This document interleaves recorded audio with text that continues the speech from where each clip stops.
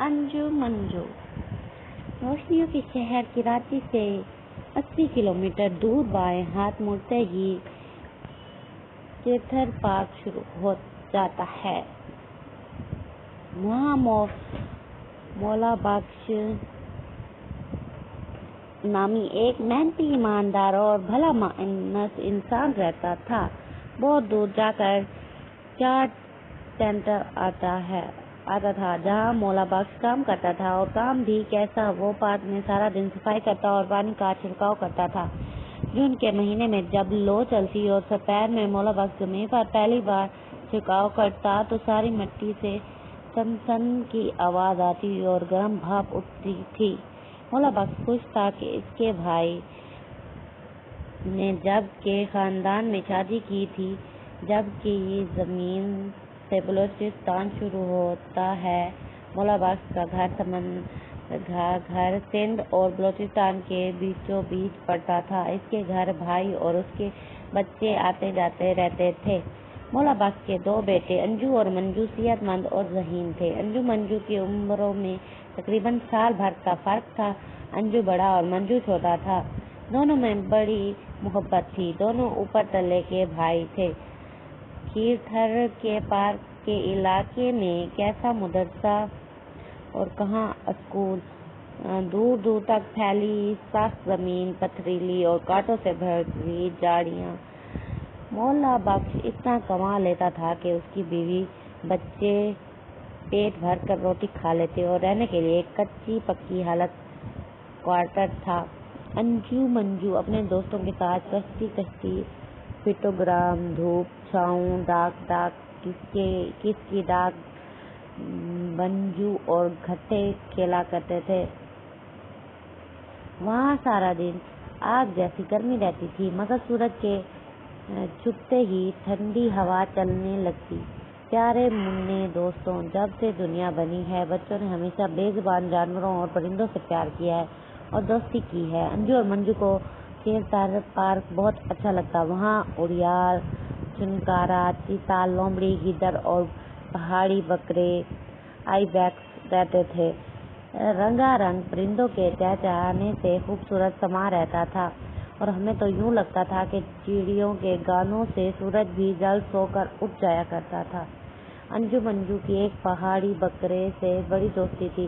وہ پہاڑی بکرا بھی ان کا دوست بن گیا تھا۔ انجو اور منجو دوڑ کر اس کے پاس جاتے، مگر وہ ہمیشہ پہاڑی کی چوٹی یا کسی چٹان پر کھڑا رہتا تھا۔ وہ ہر ایک سے گھبراتا تھا، مگر انجو منجو کو دیکھتا تو سار ہلاتا اور آوازیں نکالتا تھا۔ منجو کبھی اس کی طرف روٹی پھینک دیا کرتا تھا، دیکھو بھائی ہے تو عجیب سی بات، مگر یہ پہاڑی بکرا دونوں لڑکوں کا گہرا دوست بنتا چلا گیا۔ ایک دن کیا ہوا، صبح 4 بجے کا وقت تھا کہ اچانک ریت کا طوفان آیا۔ مولا بخش اپنی بالٹی اٹھائے اپنی ڈیوٹی پر جا رہا تھا۔ ذرا کی ذرا دیر میں ہر طرف اندھیرا ہو گیا۔ وہ تیز چلنے لگا، مگر ایک بہت پرانا بڑا درخت ٹوٹ کر دھڑ سے مولا بخش پر گر گیا۔ وہ منہ کے بل زمین پر گرا، اس کی ٹانگوں سے خون نکلنے لگا۔ وہ چلایا، ہائے میری ٹانگیں، ہائے میری ٹانگیں۔ دونوں لڑکے انجو منجو سو رہے تھے۔ وہ جب طوفان کی آواز سے اٹھے تو اپنے بابا کو نہ پا کر آوازیں دیتے ہوئے دوڑے۔ ان کی آنکھوں اور کانوں میں ریت بھر گئی اور کچھ نہ سوجھتا تھا۔ انجو اور منجو واپس آ گئے۔ گھنٹہ بھر بعد طوفان تھما اور ایک آدمی نے خبر دی کہ تمہارا باپ مولا بخش زخمی ہو گیا ہے، اس کو اٹھا لاؤ۔ انجو اور منجو دونوں چھوٹے لڑکے تھے، وہ کیسے اپنے بابا کو اٹھا کر لاتے؟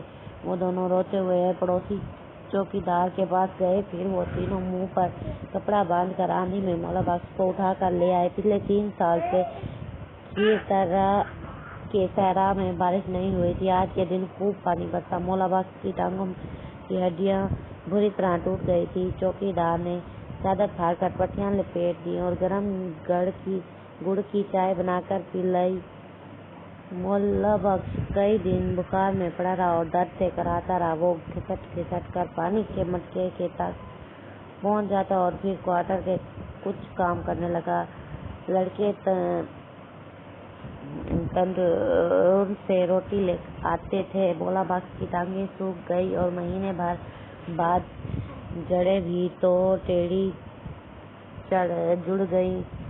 گھر میں جمع پیسے ختم ہو گئے۔ مولا بخش चलने फिरने से माजूर हो गया था। भाई मंजू देखो तो सही, अब की रोटी के बजाय हमें खाने को पके हुए मीठे चावल मिल जाते हैं, अंजू ने भाई से कहा और कुछ सोच में पड़ गया। इस तरह साल गुजर गया।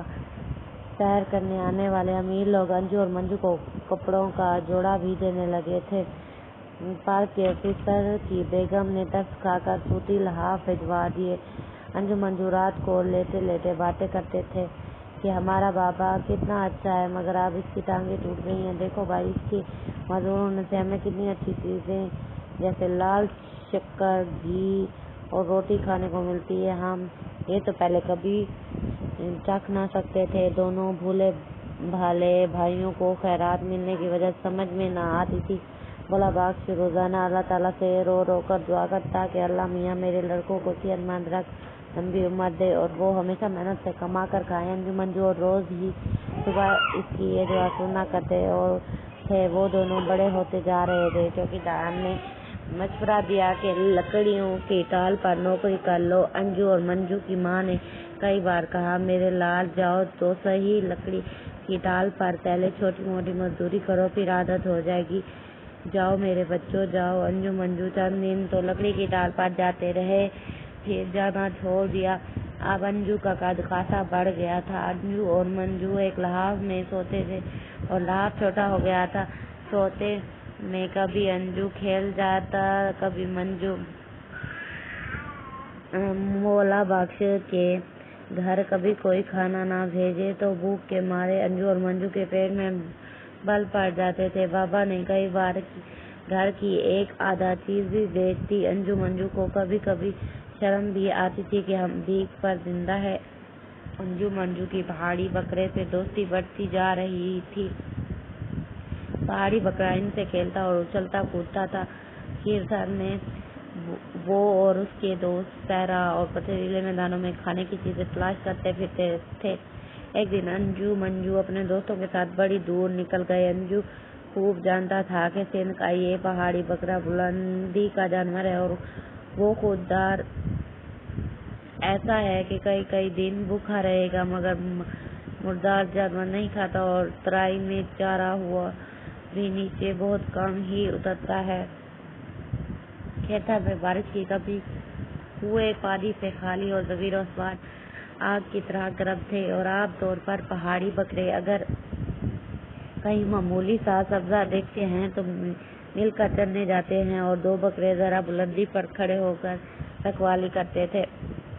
अगर कोई शिकारी इस तरफ आ रहा होता या कोई खतरा होता तो रखवाली वाले बकरे मुंह से जोर जोर से आवाजें निकालते थे और बाकी सारे बकरे वहां से फौरन भाग जाते थे। अंजू मंजू का दोस्त पहाड़ी बकरा 3-4 दिन से खिलाफे आदत बजाय अपने गुरु के अकेले चारे की तलाश में घूमता फिर रहा था। सूरज 48 दर्जे पर सख्त चटाने और हर तरफ रेत वो मुर्दार जानवर भी नहीं खाता था, इसलिए आहिस्ता आहिस्ता चले जा रहा था। फिर क्या हुआ, अंजू मंजू का दोस्त पहाड़ी बकरा अचानक गुम हो गया। किसी ने बताया कि वो एक ऊंचे टीले पर पड़ा है। वो दिन है और आज का दिन है कि अंजू मंजू अपने प्यारे दोस्त के मरने में रोए बहुत, मगर उन्होंने अचानक अपना हर तरीका बदल लिया, अपनी सारी आदतें तब्दील कर ली। अंजू ने अपने बाबा से कहा, कोई मांग की चीज हमारे घर नहीं आएगी। मंजू ने बाबा का भीख का कटोरा तोड़कर फेंक दिया और दरवाजे पर खड़े होकर चला चला कर कहा, कोई हमारे घर खाने देने ना आए। अंजू चाट सेंटर जाकर सबसे कह आया कि हम खुद काम करके रोजी कमा रहे हैं, हमें सदका खैरात ना भेजा करो।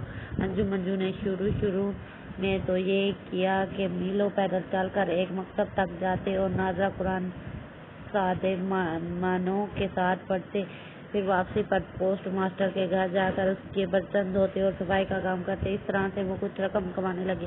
दोनों ने प्राइमरी स्कूल में 3री जमात तक पढ़ा और खत लिखना, हिसाब करना और थोड़ा सा अखबार पढ़ना सीख लिया। इसके बाद उन्होंने पोस्ट मास्टर के घर का काम छोड़कर लकड़ी की टाल पर नौकरी कर ली। अंजू मंजू के बाबा की टांगे तो ठीक ना हो सकी, मगर वो बैसाखी की मदद से चलता था। वो बहुत खुश था और शाम को पीकर की छांव में चारपाई पर बैठकर हुक्का पीता था। ये दुनिया एक मेला है और इसमें रंग रंग के पंछी और रंगारंग इंसान हैं। कभी के दिन بڑے اور کبھی کی راتیں، کوئی اچھے کام کر گیا اور اچھے بول گیا تو بعد میں آنے والوں کے لیے روشنی چھوڑ گیا۔ پہاڑی بکرا جب تک جیا شان سے جیا کہ نہ مردار کھایا نہ کسی سے مانگا، بس جیسے انجو منجو کے دن پھرے، خوشیاں ملی، تندرستی ملی اور سب سے بڑھ کر یہ کہ محنت کی زندگی ملی۔ ایسی زندگی اللہ سب کو دے، آمین۔ جس نے میرا چینل سبسکرائب نہیں کیا وہ سبسکرائب کر دے اور لائک کرنا بالکل نہ بھولے۔